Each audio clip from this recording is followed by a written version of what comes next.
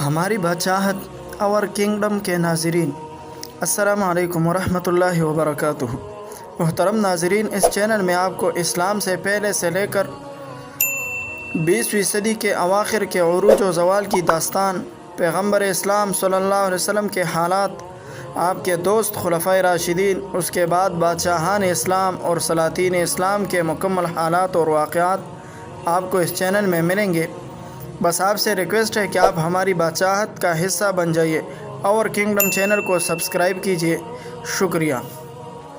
محترم ناظرین کرام، مکہ مکرمہ میں بدر کے شکست کی خبر پہنچی تو گر گر رونا پیٹنا مچ گیا۔ جن جن کے اعزاء اقربا مارے گئے تھے وہ جمع ہو کر ابو سفیان کے پاس آئے۔ اس کے اعزاء بھی مارے گئے تھے، یوں بھی وہ قریش کا سردار تھا، اس لیے مسلمانوں سے بدلہ لینا اس کا فریضہ تھا۔ اس نے سارے قریش سے چندہ جمع کیا، بڑے زور شور سے لڑائی کی تیاری شروع کر دی اور دوسرے سال 3000 فوج لے کر مدینہ منورہ کی طرف روانہ ہوا اور احد کے پاس آ کر خیمے لگا دیے۔ رسول اقدس صلی اللہ علیہ وسلم نے سنا تو صحابہ کرام سے مشورہ کیا اور 1000 آدمیوں کے ساتھ مقابلہ کے لیے چل کھڑے ہوئے۔ راستہ میں منافقوں کی ایک بڑی جماعت الگ ہو گئی اور آپ کے ساتھ صرف 700 آدمی رہ گئے۔ لڑائی کا وقت آیا تو آپ نے پشت پر جدھر سے کافروں کے حملے کا خطرہ تھا، حفاظت کے لیے عبداللہ ابن جبیر رضی اللہ تعالیٰ عنہ کے ساتھ ایک دستہ مقرر کر دیا اور فرمایا کہ گاڑی پر کھڑے رہو، ہمیں جیت ہو یا ہار تم اپنی جگہ سے نہ ہٹنا۔ اس کے بعد جنگ شروع ہوئی اور مسلمان بڑی بہادری سے لڑے۔ کافروں کے پاؤں اکڑ گئے۔ یہ دیکھ کر تیر انداز جو پشت پر حفاظت کر رہے تھے مال غنیمت کی طرف جھک پڑے۔ ان کی جگہ خالی دیکھ کر خالد بن ولید نے ادھر سے حملہ کر دیا جو ابھی تک کافروں کے ساتھ تھے۔ مسلمان مال غنیمت اکٹھا کرنے میں لگے ہوئے تھے، اس لیے نہ روک سکے اور بہت سے مسلمان شہید ہو گئے۔ اس ہنگامے سے مشہور ہو گیا کہ رسول اللہ صلی اللہ علیہ وسلم نے شہادت پائی۔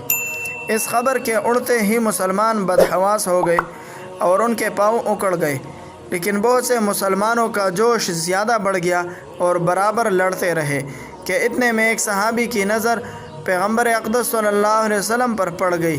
انہوں نے مسلمانوں کو پکارا کہ آپ صلی اللہ علیہ وسلم یہاں ہیں۔ یہ آواز سن کر مسلمانوں کی جان میں جان آئی اور آپ کے پاس جمع ہوئے۔ کافروں نے یہ دیکھا تو ہر طرف سے آپ کو گھیر لیا، لیکن مسلمانوں نے جانیں لڑا دی۔ حضرت ابو دجانہ رضی اللہ تعالیٰ عنہ کا یہ حال تھا کہ جو تیر حضور صلی اللہ علیہ وسلم کی طرف جاتے انہیں اپنے بدن پر روک لیتے۔ حضرت طلحہ رضی اللہ تعالیٰ عنہ دشمنوں کی تلواریں اپنے ہاتھ پر روک لیتے تھے، یہاں تک کہ ان کا ہاتھ ہمیشہ کے لیے بیکار ہو گیا۔ غرض مسلمانوں نے جانوں پر کھیل کر پیغمبر اسلام صلی اللہ علیہ وسلم پر آنچ نہ آنے دی، پھر بھی آپ صلی اللہ علیہ وسلم زخمی ہوئے اور جان نثار صحابہ رضی اللہ عنہ کے ساتھ چوٹی پر چڑھ گئے۔ ابو سفیان سمجھتا تھا کہ محمد کام آ گئے، اس لیے ٹیلے پر چڑھ کر ابو بکر اور عمر کو پکارا۔ جب اس کو معلوم ہوا کہ رسول اللہ صلی اللہ علیہ وسلم حیات ہے تو اس نے کہا، آج کا دن بدر کا بدلہ ہے، اگلے سال بدر کے مقام پر پھر ہمارا تمہارا مقابلہ ہوگا۔ حضور صلی اللہ علیہ وسلم نے صحابہ سے فرمایا کہ کہہ دو کہ منظور ہے۔ اس لڑائی میں 70 مسلمان شہید ہوئے۔ یاد ہوگا کہ بدر کے قیدیوں کے ساتھ مسلمانوں نے کیسا سلوک کیا تھا، ہمدردی اور رحمدلی کا مثال قائم کیا تھا، لیکن کافروں نے زندوں کا کیا ذکر، مردوں تک سے برا سلوک کیا، لاشوں کو ٹکڑے ٹکڑے کر ڈالا، ان کے ناک کاٹے، پیٹ پاڑ کر کلیجہ نکالا اور اسے چبایا۔ غرض کہ جو کچھ برائی اور بدسلوکی ان سے ہو سکی انہوں نے کی۔ پیغمبر اسلام صلی اللہ علیہ وسلم کے مدینہ آنے سے پہلے یہاں یہودیوں کا بڑا زور تھا اور وہ اپنے مذہب اور اپنی دولت مندی کی وجہ سے بڑے معزز سمجھے جاتے تھے۔ جب مدینہ میں مسلمان پہنچے اور یہاں اسلام پھیلنے لگا تو یہودیوں کا اگلا اعزاز اور وقار خطرہ میں پڑ گیا، اس لیے وہ مسلمانوں کے دشمنی میں قریش سے بھی بڑھ گئے، مسلمانوں کا زور توڑنے کی کوشش کر دی۔ ان میں بنو نذیر سب سے زیادہ دشمن تھے، اس لیے پیغمبر اسلام صلی اللہ علیہ وسلم نے ان کو مدینہ سے نکال دیا اور وہ خیبر چلے آئے۔ یہاں آنے کے بعد انہوں نے ایک بڑی زبردست سازش کی۔ قریش تو مسلمانوں کے پرانے دشمن تھے، ان کو ملانا ان کے لیے کیا مشکل تھا۔ یہ پیغمبر اسلام صلی اللہ علیہ وسلم کی دشمنی میں فوراً بنو نذیر کے ساتھ ہو گئے۔ ان کے علاوہ انہوں نے عرب کے تمام قبائل کو ملا کر 24,000 کی تعداد میں مدینہ پر چڑھائی کر دی۔ چونکہ اتنی بڑی فوج مسلمانوں کے مقابلہ میں کبھی نہ آئی تھی، اس لیے جب نبی کریم صلی اللہ علیہ وسلم نے یہ خبر سنی تو صحابہ سے مشورہ کیا۔ حضرت سلمان فارسی رضی اللہ تعالیٰ عنہ نے رائے دی کہ مدینہ کے ارد گرد ایک خندق کھود لی جائے تاکہ دشمن اندر نہ آ سکے۔ حضور صلی اللہ علیہ وسلم نے یہ رائے پسند فرمائی اور خندق کھود گئی۔ کفار آئے تو انہیں مقابلہ میں بڑی دشواری ہوئی، مجبور ہو کر چاروں طرف سے گھیر لیا۔